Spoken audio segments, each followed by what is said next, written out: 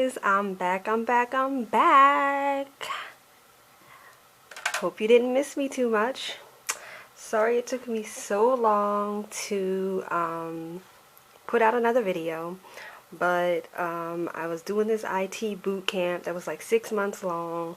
It took so much of my time. I had no time to do anything else. But I'm back, trying to get back into a routine as far as recording videos. And I went and I bought this little, I forget what it's called. I think it's a spirit board. I don't know. But it gives yes, no, maybe answers, which I thought was a little bit different than just reading the cards. So if this is your first time stopping by, my name is Kai. Thank you so much for joining me. And if you have been here before, thank you so much for sticking with me and having patience. But I really wanted to get back. I miss doing videos. It's just that boot camp, it was just a lot. It was just too much. Never again. I'm done with school. I'm over it. Nada. But anyway, so today I want to do, like, if you look in my past videos, I did a reading on the Netflix show Unsolved Mysteries. It's not really a Netflix show, but they are now showing it on Netflix. But it's a show back from like the 80s. And you know, I don't know if you know, but I love true crime.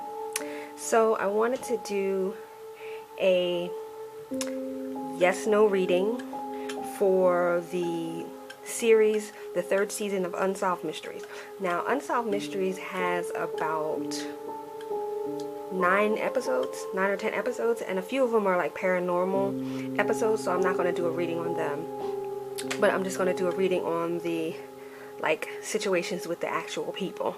I mean, I know the paranormal are what happen to actual people, but it is what it is, you know?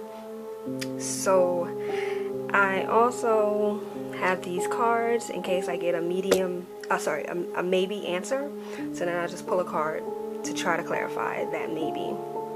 Alright, so the first story was about a girl, a young woman. Her name was Tiffany Vellante. She lived in New Jersey. She was about 19 years old. She had went to a party one night. It was like a neighborhood party because her parents were there as well. And towards the end of the party, she got into an argument with another girl, I think, about the girl accusing her of accusing Tiffany of using her credit card to buy something. And Tiffany was saying, no, I didn't do it. And then her mom had asked her what happened, and she confessed to her mom about using the girl's credit card. And her mom was upset, like, we didn't raise you that way. Let me go tell your father. And so the mother walked into the house to get the father so they could talk to Tiffany about what happened. And in the meantime, the mother comes out like a minute later with the father. Tiffany is gone. Now, they live kind of like in a woodsy area in New Jersey, so they had a camera on their house. So they're texting her, calling her, no answer. So the mother says, oh, let me check out the camera. Camera shows about a minute after the mother walked into the house, Tiffany walks away, and you could see her, like, her head is turned, like someone had called her name. Last image of her. So they call the police, neighborhood's getting involved, everybody's texting her, calling her, where are you? I don't know exactly who, I think it was the police. So the family started driving up this long highway looking for her, whatever. And I believe it was the police that found her. They found body parts on a train track. Apparently she had been hit by a train, and you know, it's really gruesome when that happens. So it was body parts that they found here, there, and everywhere. So what I wanted to ask, that's just a synopsis. If you're into true crime, I would definitely recommend checking out this series on Netflix. This is the 3rd season. Very interesting stuff. So what I wanted to ask about the Tiffany Vellante situation, did someone drive her down to that train station? So let's see.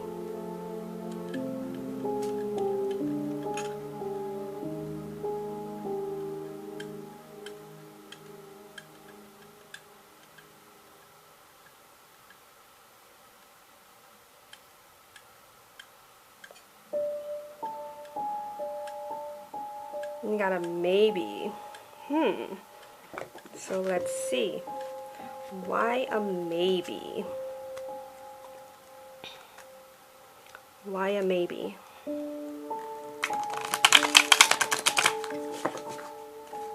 Alright, we have some cards that came out.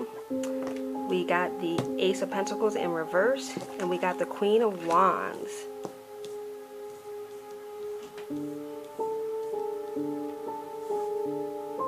I don't know if you can see these. Ace of Pentacles, Queen of Wands. So, I'm sorry, but I feel like this definitely had something to do with a woman, a mature woman. Definitely feel money was involved with the Ace of Pentacles in reverse. Definitely can see with the Ace of Pentacles in reverse, it's about money falling away from this woman, falling into the hands of someone it shouldn't have fallen into. And if you can see this card, she looks very stern, she looks very no nonsense. Queen of Wands, she is fiery, a fiery woman. I would say a fire sign woman. I'd say a fire sign woman definitely was involved in getting her down to those train tracks. Ace of Pentacles in reverse, definitely some money loss, some materials lost, some resources lost. Absolutely.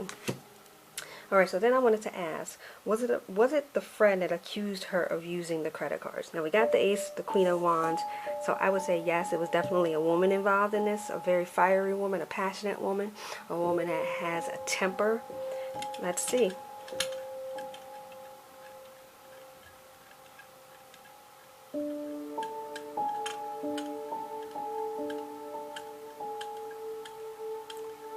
I would say that's leaning towards a yes.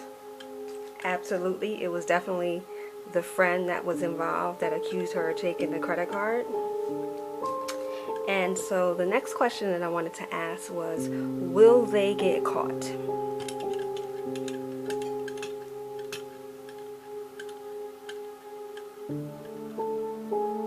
Yes. I feel like it's leaning towards a yes. It's kind of leaning on the side. Absolutely. Definitely Queen of Wands. And also with the Ace of Pentacles in reverse, I feel like money will be involved in how these people get caught. Maybe blackmail. Maybe this person paying other people to keep quiet. Can't see it. This person paying other people to keep quiet.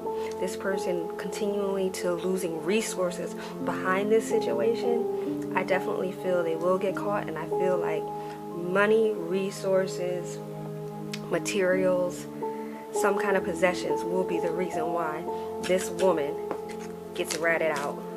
This woman gets accused. Absolutely. Alright, so the next case was a case about a guy named David Carter. This was in Michigan. And again, very gruesome.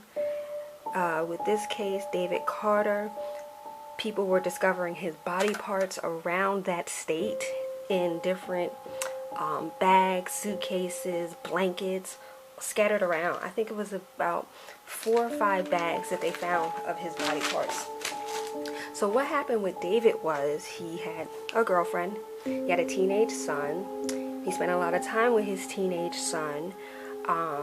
This particular weekend, his teenage son was supposed to go spend the weekend with him, but before the teen son could get to the dad's house, the mother got a text message saying that they didn't think it was a good idea for the teen son to visit his father because the father was sick. It was a sudden text message. And that was kind of strange to the mom, but she let the son know. And the son was like, okay. But he still had some items over his dad's house that he needed to get. I think in particular was his phone charger. Also, David Carter's son has he sells clothes. He took over his dad's clothing business, and you can find him on TikTok and David's sister. They're both on TikTok telling the story, trying to get the story out there. So the teen son went to his father's house to pick up his items, and when he got there, the girlfriend was outside throwing something in the trash. She runs past the son to get back to the apartment first and does something in the apartment. So, you know, the son follows her into the apartment. The dad's bedroom door was closed, which he said was strange because the dad never did that. But he said his dad's sick. He didn't think of anything of it. And he had asked the girlfriend, "Where's my dad?" She said, "Oh, he went for a walk." Son thought that was strange because he's sick, but then he goes out for a walk in the cold. But the door was closed. He didn't open the door. He didn't pursue it any further. He got his belongings and went back home. Okay. Father didn't show up for work. Co-workers thought that was strange. Let the family know. Family calls the police, make the police report. And I can't exactly remember, but they searched the apartment. I think they found blood. I think he was missing for a month or two. I can't exactly remember. And then somebody discovered some body parts.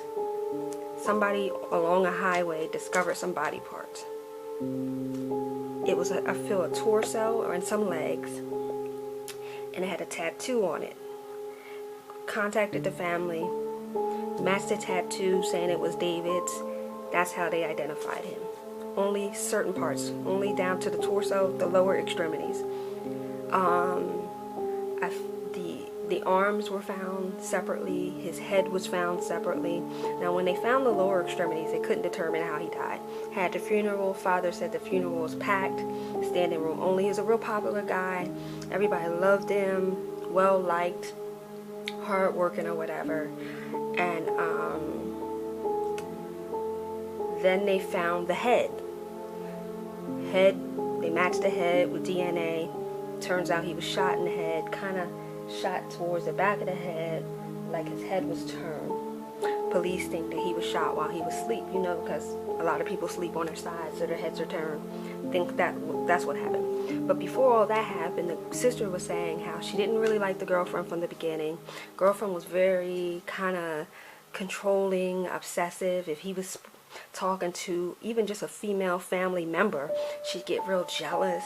And you know, that kind of stuff, those are warning signs that you can't let go of. Somebody be jealous of your family member is a big red flag, but whatever. So I wanted to ask, I think her name is Tammy or Tamara, the girlfriend. Will she get caught?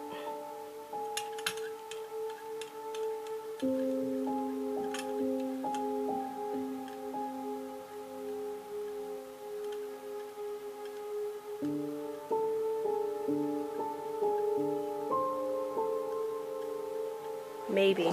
Now, they did question Tamara. She was brought in for police questioning, but they didn't have enough to hold her. So after they brought her in, let her go, and I think they wanted to bring her in again, but she had disappeared. Alright. Now, her family's still in the area. Police go back to the family, ask where she is. They don't know. They don't know.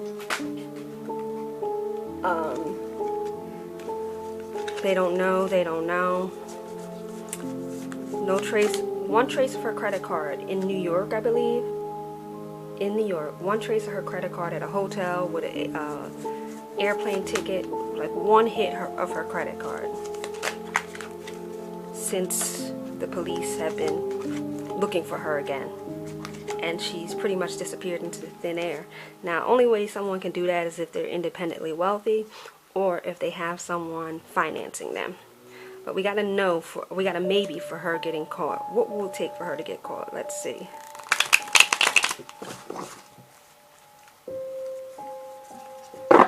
What will it take for her to get caught?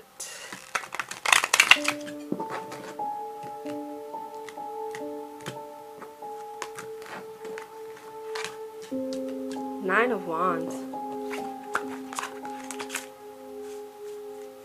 Interesting. I feel like the police are going to have to set a trap for her. A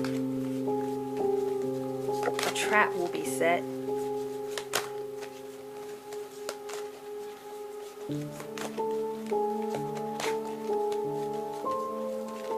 Let's clarify. Why 9 of Wands?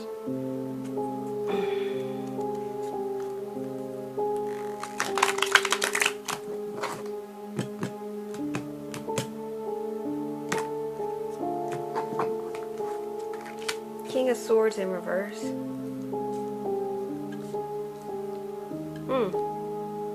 Her downfall might be another relationship. She might she might get with someone else in that relationship, and it might escalate to some kind of violence, some kind of police getting involved, maybe even, you know, like domestic violence, something like that, where the police get involved and this person helps them to set a trap.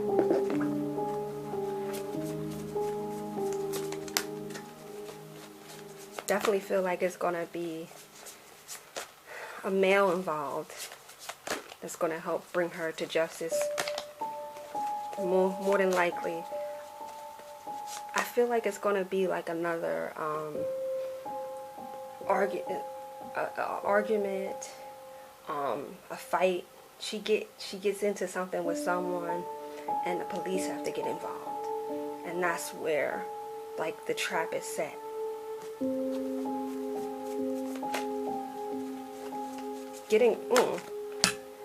Might even get arrested. Police are called, she gets arrested, you know, she's probably under a different name or whatever, changed her identity, but you know, you get arrested, they do your fingerprints, they run your fingerprints. Police, it doesn't matter if you're in California or in Ohio, those police stations have access to databases all over the country. So if you have a warrant for yourself in Ohio but you're in California, they'll see that, and they probably won't let her know that they know that she's there's a warrant for her. You know, initially they'll just play like a cat and mouse game with her, get her to let her defenses down, and that's how she'll get caught. That's how she'll get, you know, get entangled with the law again because of another fight with someone, another falling out with a male, another falling out in a relationship, or something like that. Alright, so the next story was about a guy named Jim Barrier. He was a former wrestler. I think he owned a store. This was in Las Vegas. He owned a store, but the store he owned was next to a club owner who they said had mob ties. This particular evening he went to meet a woman, and I think it was about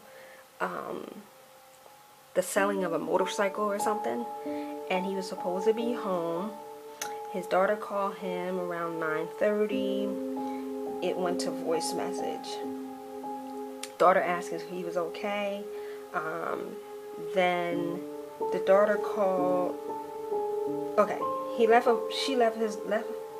the daughter left a voice message asking was he okay. The daughter called him at 9:30, couldn't reach him. Then I think the daughter had access to his voicemail. I don't know. You know how, like, I don't know if they still have it. This back right now, but back in the day, if you had a voice message on your phone, you could call a number and access your voice message to listen to the messages. And I think the daughter like had his pin or something.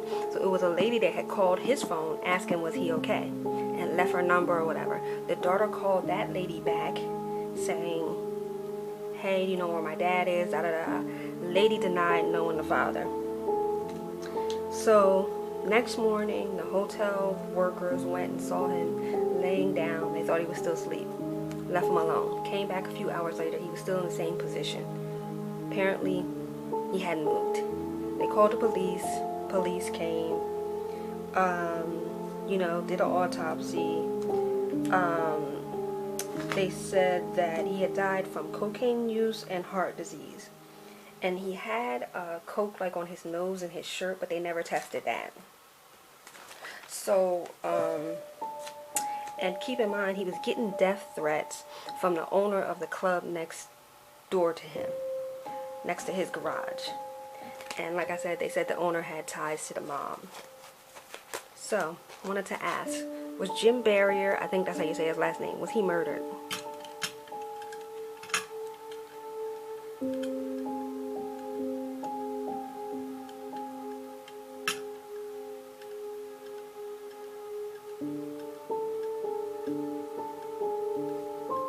Got another maybe. Actually,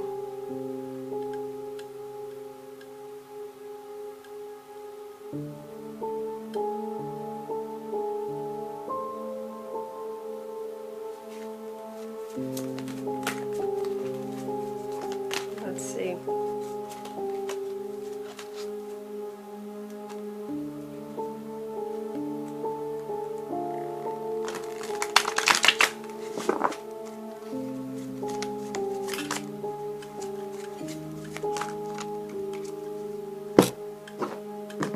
Why maybe for Jim Barrier?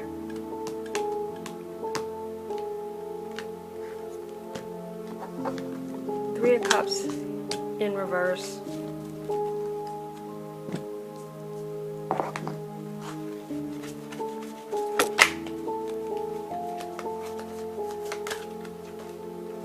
I feel like with the Three of Cups in reverse and the maybe, I feel like there were threats on his life, but I feel in this particular situation it was a no. I think with the Three of Cups in reverse, I feel like that could indicate to an overdose, alcohol, you know, could be drugs, just too much in the system. I think that with the Three of Cups in reverse and the maybe, I feel like I said, there were plans. There may have been plans to harm him. There may have been plans to want to eliminate him. But I feel like with the Three of Cups in reverse, I feel like it was an overdose. And I feel like that took him out before this threat on his life could do it.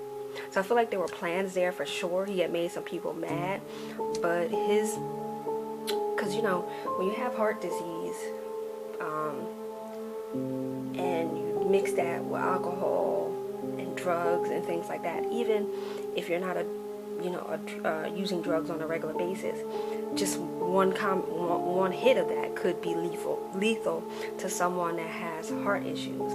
But I definitely feel like there were some people he had pissed off, but I feel like in the meantime, before they could get to him, he accidentally overdosed.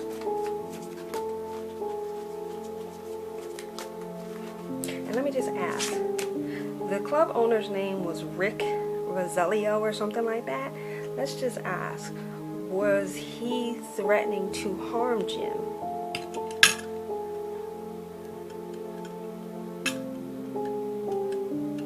Yes. Yes, he was. Definitely. There were definitely some threats on Jim's life, but before that could take place, sadly, he overdosed, I feel. Alright, so the next story was about a college student. His name was Josh Guman. I don't know if I'm saying his last name right. Sorry about that if I'm mispronouncing it. Josh was like a junior, had a roommate. He went to an all-guys college that was connected to an all-girls college. The all-girls college, his ex-girlfriend went there. Well, they had just broke up a few months ago, but they were like high school sweethearts and kind of followed each other to college on the same campus so they could continue their relationship. But a few months before Josh disappeared, they had broke up. Okay, so this one particular night, he went to a party and left suddenly. He apparently, one of his roommates had started hanging out with his ex-girlfriend. It was kind of suspected that they had been dating, whatever. Now with his college and his dorm, every time you know, in colleges they have like that key card. So every time you go in, it's swiped. So it has a recording of when you went in, when you came out. his last key card for that night was like at 11:06 p.m. So he disappeared again. He was supposed to go, he was wanted to be a lawyer and then a politician. He was supposed to go to like a mock trial thing. He didn't show for that. Then his classmates alerted the school. School alerted his parents. Parents alerted the police, and then they started a search for him. They got tracking, the smelling dogs or whatever involved. And the smelling dog was able to track his scent for a while, but then it stopped at like a bridge. Because like the smelling dog stopped followed his scent to a bridge. During the investigation, 2 people came forward and said that they saw a guy walking by himself about 12:15 a.m. on the bridge, and they saw him by himself, kind of was minding their business, turned back around, he had disappeared.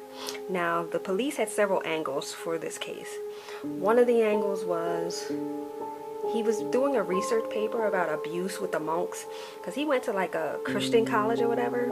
So there had been some abuse, some allegations of abuse from monks that had came out, and he was very angry about that. They were saying maybe his disappearance had something to do with that. And then he had a computer, and on his computer, now this is back in the early 2000s when Yahoo Chat was still real popular, and they said on his computer he had Yahoo Chats where he was posing as a woman, like under a woman's name with a woman's picture, talking to gay men. So they thought that maybe that could have been one of the angles and one of the reasons for his disappearance. Now, keep in mind, if you're into true crime, you always got to look at the last person this person had an argument with. One of the other roommates said that Josh and his roommate that was now hanging out with his ex-girlfriend had an argument like a day before or whatever. Police interviewed the girlfriend, and they interviewed this roommate that was hanging with the girlfriend. Now, the girlfriend said that the roommate said he left the girlfriend's dorm at 1:30 a.m. The roommate told the police that he left her place at 2:30 a.m. So he has about an hour of time that's unaccounted for between when he left the girlfriend's dorm and when his key card gets recorded in the dorm. They had asked the roommate if he was willing to do a polygraph, and initially that he said he would, and then when it came down to that day, he refused. So to me, that's very suspicious. So I wanted to ask, did Nick's roommate have something to do, Nick is the roommate's name, did Nick have something to do with Josh's disappearance?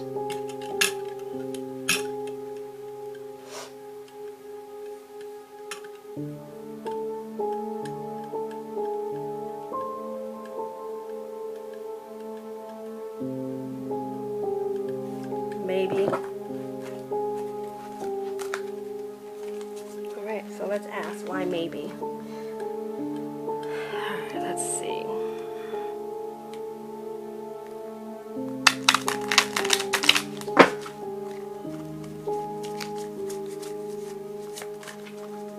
Why maybe?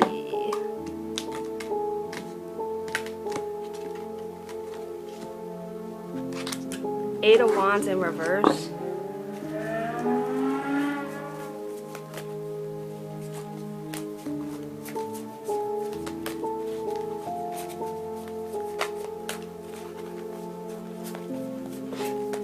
Also keep in mind that Josh had said he was going to move out of the dorm for some reason. I forget what they said that the argument was about. Knight of Swords in reverse.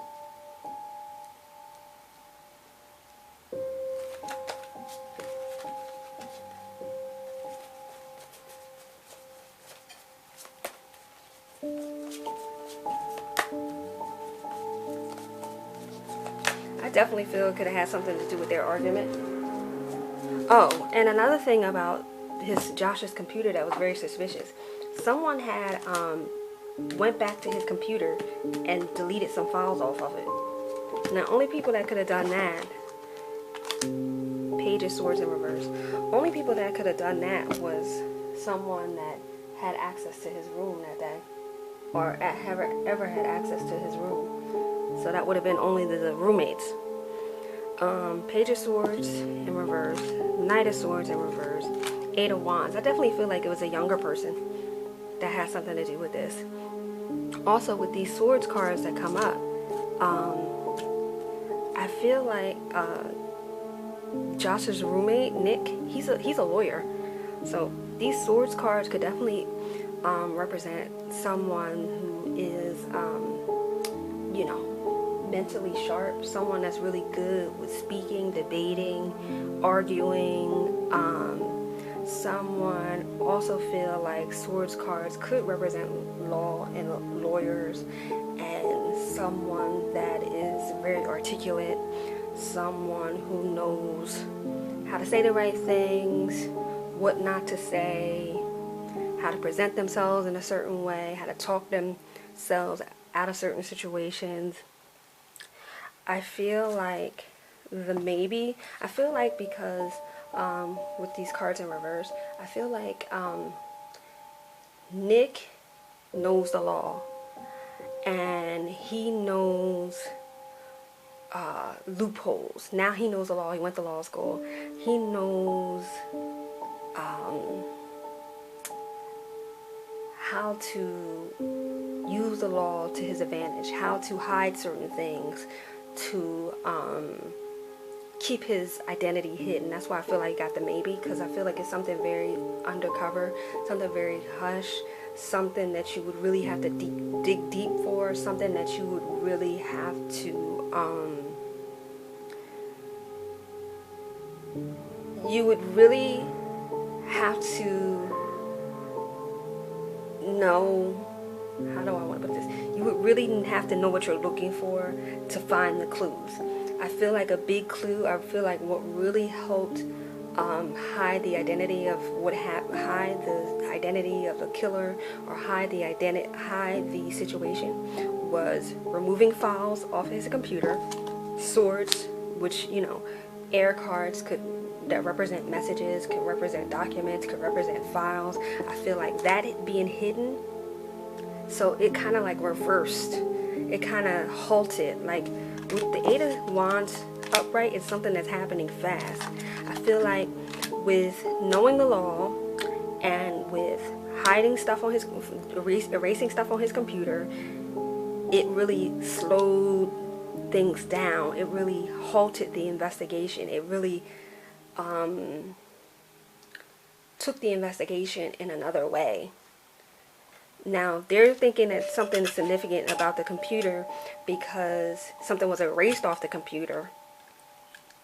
But I feel like that was done to hide the true situation, or Eight of Wands in reverse, to thwart the investigation, to take the investigation away from the true meaning into something that it really isn't. I personally feel, with all these cards in reverse, that the police's angle with the chat room thing and the monk thing, I feel like it's going in the wrong direction, and I feel like them deleting documents or files off that computer really helped, and him knowing the law really helped to take their attention off where it should be. Alright, so the next story was about a guy in Florida. His name was Patrick Mullins, and he had a house on a lake, and he and his family would often go out on the lake in their boats. And this one particular day, his wife had went to go see her family. He told her he was going out on a boat, you know, on a Sunday evening just for relaxation. And so the wife came home, and he was not there. The wife came home, and he was not there. And so she called the son, let him know the dad was missing. She called the husband's brother, let them know.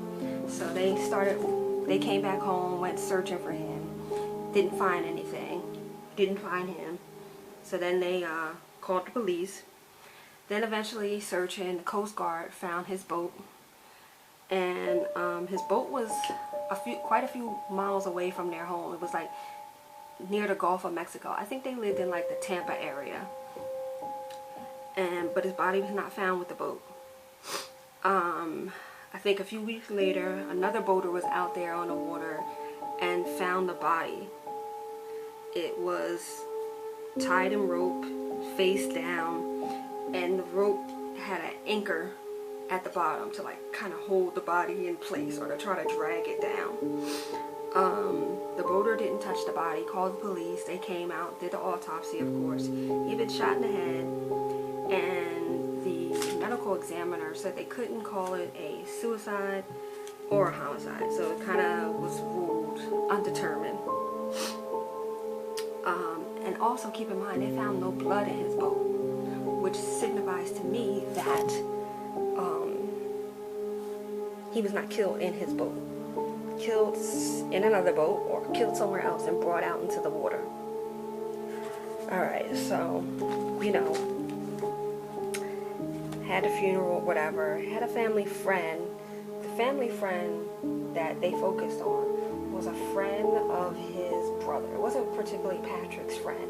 He was a casual friend through his brother-in-law or something. His name was Damon. They, of course, interviewed everybody that Patrick knew, and Damon, after Patrick died, started acting really weird. He was very upset about it, and it's so you can't determine how someone grieves, but if you're just like a casual friend, you're gonna feel sad, you're gonna feel hurt, but not to the point where you're breaking down. And that's how Damon was acting. And Damon, after this, he owned a restaurant. He started having like a mental breakdown, and then eventually he died. Now it turns out Damon and on Patrick's boat there was like red paint on it, like a red boat or something had scratched up against Patrick's boat. Now keep in mind, Damon, this family friend, he had a boat that had red paint on it. Police asked Damon if they could test the paint on his boat to match it up against the paint on Patrick's boat, and he said no. Damon eventually died, and then what happened was Damon's daughter after he died, police went back to Damon's daughter and they asked him if she would allow them to test the red paint on her father's boat against the paint on the victim's boat. She allowed it, and it came up as a match, but because it was such a common paint, they couldn't say that this particular red paint came from this boat, but it was a match. So, wanted to ask, did Damon, the casual family friend, have something to do with Patrick's death?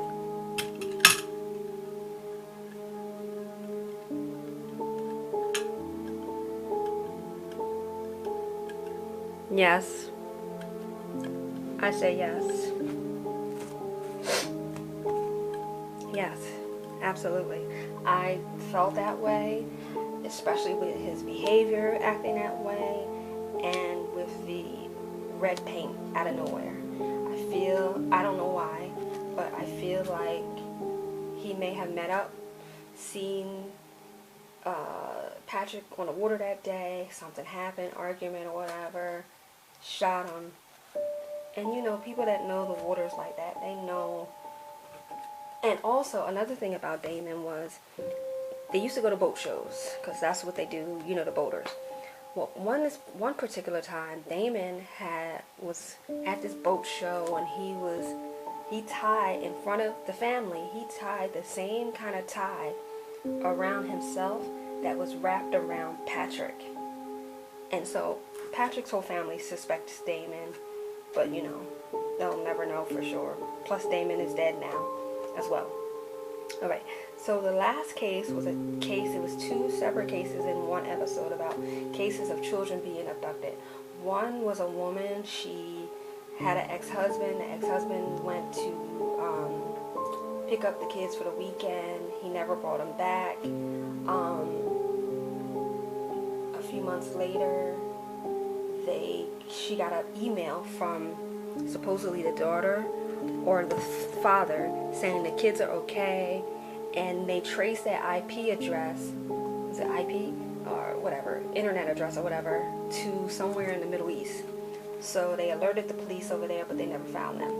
So I wanted to ask, will her children, will this doctor's children ever be found? Or will ever be reunited with her?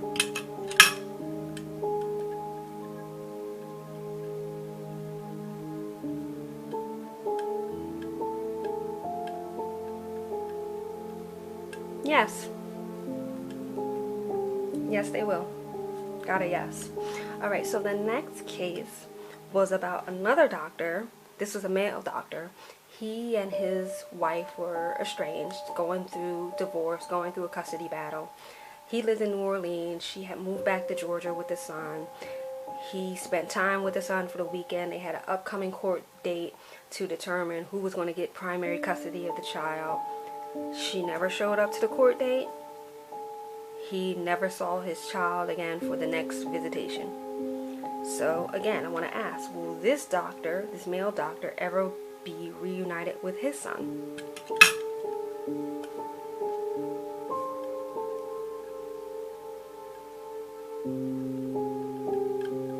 Yes. Yes. Alright, so thank you so much for tuning in. If this is your first time stopping by, thank you so much. If you've been rocking with me, thank you as well. And I will see you next time. Bye.